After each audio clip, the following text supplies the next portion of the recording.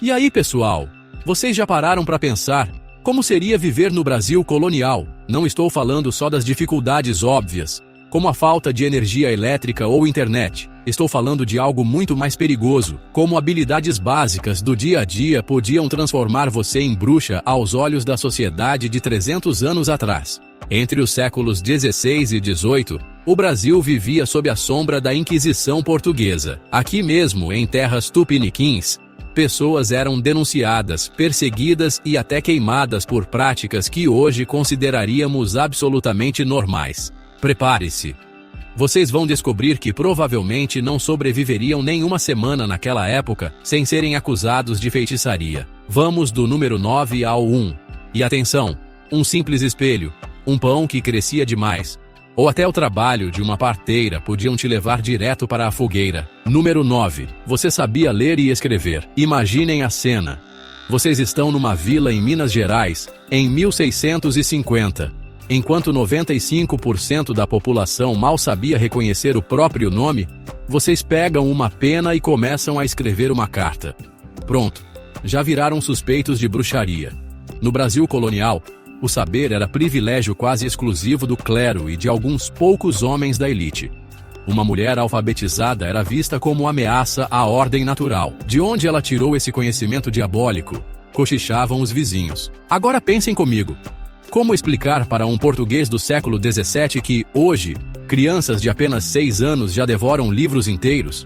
Eles provavelmente diriam que o país inteiro estava possuído pelo demônio. E a situação piorava ainda mais se você mostrasse talento em matemática ou medicina natural.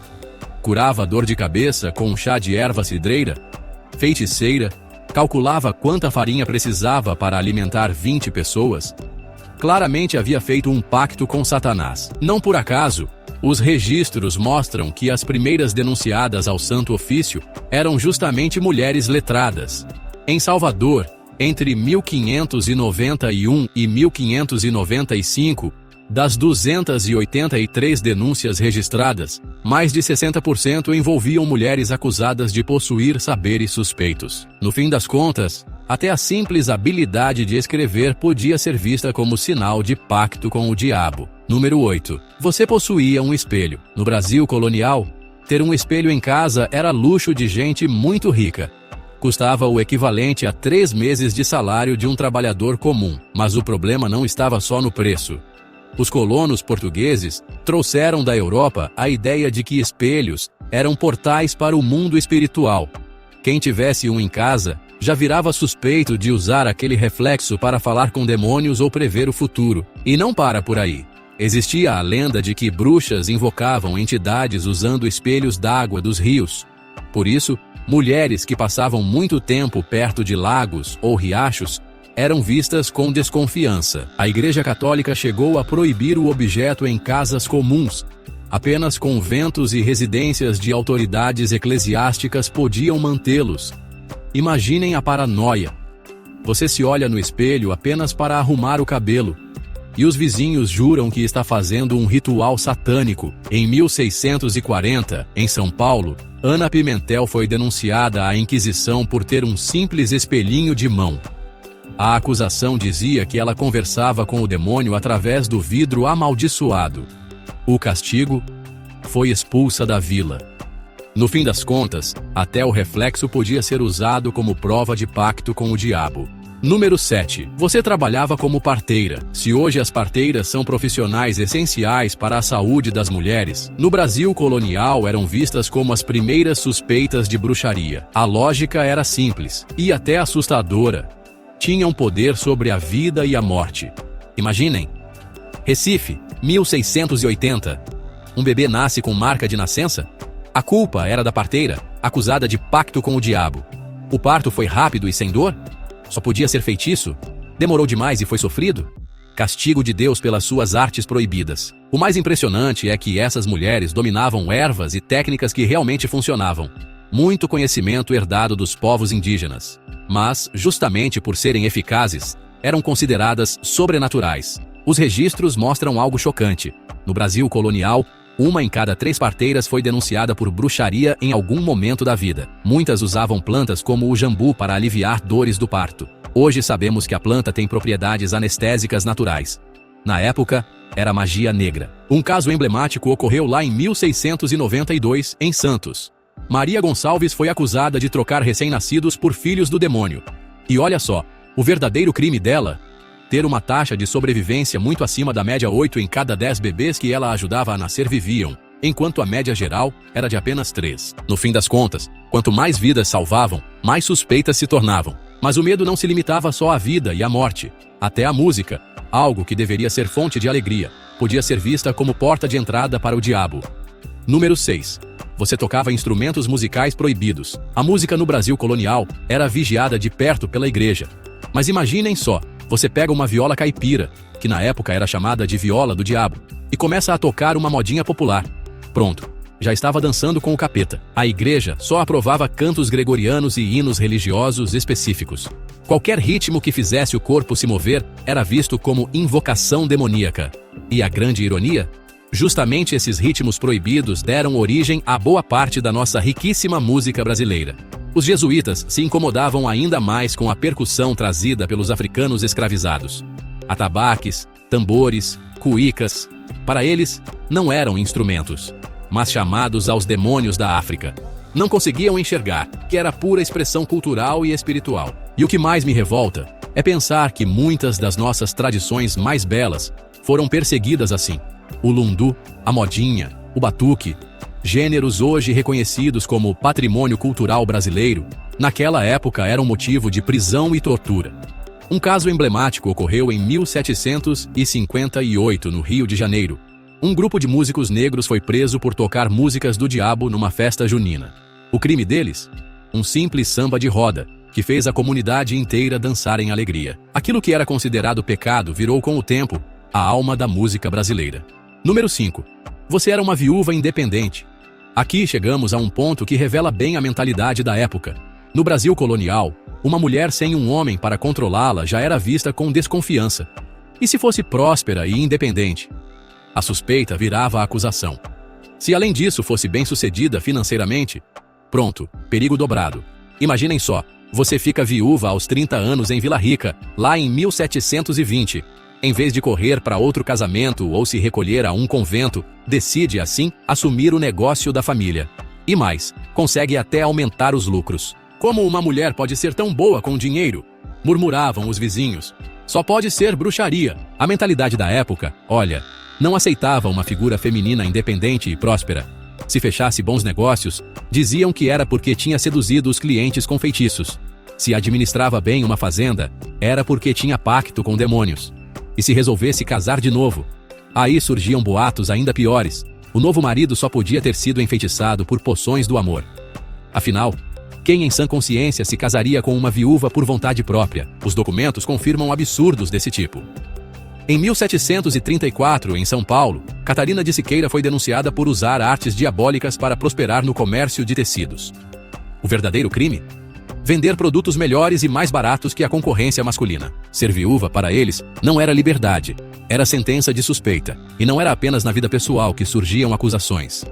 Até dentro da cozinha, aquilo que parecia um gesto simples de cuidado podia virar motivo de condenação. Um pão bem feito, por exemplo, podia decidir o seu destino. Número 4. Você sabia fazer pão que crescia perfeitamente. Vocês já pararam para pensar que algo tão simples quanto assar um pão podia custar a sua vida? Pois é. No Brasil colonial, padeiras talentosas eram vistas com enorme desconfiança. O processo de fermentação era um mistério absoluto. Ver a massa crescer sozinha durante a noite parecia obra de forças sobrenaturais. Se o pão não crescia, era culpa dos demônios. Se crescia demais, era sinal de pacto com eles. E havia algo ainda pior: a contaminação por esporão do centeio, um fungo que se desenvolve no grão úmido e provoca alucinações fortíssimas. Imaginem a cena. Você é uma padeira em Olinda, prepara suas fornadas como sempre, mas o centeio está contaminado. De repente, metade da vila começa a ter visões. Pessoas conversam com fantasmas, enxergam monstros no céu. E adivinhem quem leva a culpa? A padeira, claro. Diziam que ela tinha colocado pós mágicos na massa para enfeitiçar todo mundo. Em 1679, em Salvador, Isabel Mendes quase foi queimada viva, porque seus pães provocaram alucinações coletivas. Só escapou porque um jesuíta que estudara na Europa reconheceu os sintomas do envenenamento por esporão do centeio. Hoje sabemos que esse fungo contém substâncias químicas que afetam o sistema nervoso. Mas para a mentalidade da época, era pura bruxaria. Um simples pão podia ser a linha tênue entre a vida e a fogueira. E se até a cozinha podia condenar alguém, imagine a arte de tecer tecidos coloridos demais. Para muitos, cores vibrantes eram sinais de maldição. Número 3. Você era tecelã, e suas cores eram muito vivas. A tecelagem no Brasil colonial parecia magia pura. As mulheres misturavam corantes naturais de jeitos que ninguém mais entendia, criando tecidos com tons que pareciam impossíveis. Cochinilha para o vermelho intenso, pau-brasil para o laranja vivo, urucum para o amarelo brilhante. Para quem não conhecia nada de química, ver plantas e insetos virarem cores tão vibrantes era coisa de outro mundo. E se você fosse uma tecelã talentosa demais, capaz de produzir padrões complexos e tecidos que não desbotavam, pronto, já surgiam rumores de que você usava tintas do diabo ou tecia fios amaldiçoados. O mais curioso é que boa parte desse saber vinha das mulheres indígenas, verdadeiras mestras dos pigmentos naturais. Mas quando brancas ou mestiças começaram a reproduzir essas técnicas, foram logo acusadas de bruxaria. Havia até quem acreditasse que maldições eram literalmente costuradas dentro dos tecidos. Se alguém comprasse um pano seu e depois tivesse azar, a culpa recaía sobre você e seus tecidos enfeitiçados. Um caso famoso aconteceu em 1702, em São Paulo. Ana da Silva foi presa pela Inquisição por criar tecidos com cores impossíveis. E o segredo? Técnicas de tingimento aprendidas com índias guaranis, capazes de produzir um azul tão intenso que parecia, aos olhos da época, obra do sobrenatural. Curioso pensar que algo que hoje valorizamos como arte e cultura, naquela época podia ser visto como pacto com o demônio. É quase irônico, não é? Quanto mais belas e duradouras eram as cores, maior era a suspeita. Hoje, tecidos assim viram moda, luxo e até desfiles internacionais. Mas, no Brasil colonial, poderiam ser a sua sentença. Número 2. Seu sabão deixava as pessoas limpas demais. Pode parecer inacreditável, mas ter talento para fabricar um bom sabão podia te levar direto para a fogueira. No Brasil colonial, a higiene estava longe de ser prioridade. A maioria das pessoas se lavava, quando muito, uma vez por semana. Agora imaginem a cena. Vocês caminham pela rua de pele limpa e perfumada, enquanto todos ao redor estão cobertos de sujeira e exalam odores insuportáveis. Bastava esse contraste para surgirem as suspeitas. Como ela consegue ficar tão limpa? Na época, a mistura era feita com cinzas, gordura animal e, às vezes, óleos vegetais. Quem dominava as proporções certas e produzia uma barra realmente eficaz, logo era acusada de usar ingredientes mágicos. E a desconfiança aumentava ainda mais se fossem adicionadas ervas aromáticas. Lavanda, alecrim, erva doce. Para a mentalidade do século XVII, essas plantas não eram apenas fragrâncias, mas sim elementos de rituais de bruxaria. Um produto que limpasse e ainda deixasse cheiro bom só podia ter ajuda do demônio. Enquanto naquela época tomar banho semanal já era muito, hoje basta ficar 2 dias sem se lavar para virar piada entre amigos. Mas, lá atrás, estar cheirosa demais era sinal de pacto com o diabo. As mulheres indígenas e africanas conheciam plantas saponíferas capazes de gerar espuma naturalmente. Quando esse saber chegava às mãos das colonas, a suspeita era imediata. Um caso emblemático ocorreu em 1686, em Belém do Pará. Joana Batista foi denunciada por fabricar barras enfeitiçadas que deixavam as pessoas limpas demais para serem cristãs. Na verdade, ela apenas usava uma planta local, chamada pelos índios de sabão de soldado, que produzia uma espuma impressionante. No fundo, era apenas conhecimento prático e observação da natureza. Mas para uma sociedade mergulhada no medo, limpeza demais era motivo de condenação. No fim das contas, quem conseguia limpar bem o corpo era vista como alguém que estava, ironicamente, sujando a própria alma. E não era só dentro de casa que surgiam acusações. Até na beira do mar, a sorte podia virar maldição. Número 1. Você tinha sorte demais na pesca. E chegamos ao número 1, que para mim é o mais absurdo de todos. Ter sucesso na pesca podia, sim, custar o seu destino. Isso mostra como, naquela época, até o talento mais simples, observar a natureza e aprender técnicas melhores, era confundido com feitiçaria. Em vez de admiração, o sucesso despertava medo e inveja. Imaginem vocês vivendo numa vila de pescadores em Cabo Frio, no ano de 1660. Enquanto todos voltam com redes quase vazias, o seu barco sempre chega carregado de peixes frescos e enormes. No começo, a comunidade agradece. Afinal, mais peixes significa mais comida para todos. Mas, quando a sorte continua dia após dia, a desconfiança cresce. Como é que só ele consegue pescar tanto? A lógica da época era assustadora.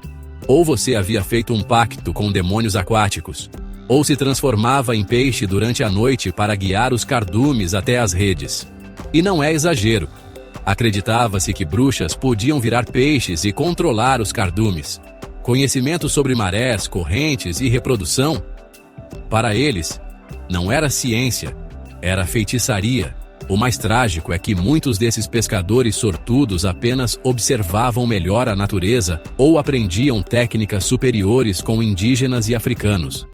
Foi o caso de Manuel dos Santos, quase linchado em 1697 por pescar demais. Só depois descobriram que ele havia aprendido com um índio tamoio técnicas noturnas muito mais eficazes. Olhando para trás, fica claro como o medo e a ignorância transformavam talentos básicos em motivo de perseguição. No Brasil colonial, ser competente, saber ler, usar plantas medicinais ou simplesmente ter sucesso era suficiente para selar o seu destino. Essas histórias nos lembram da importância de questionar preconceitos e valorizar o conhecimento científico.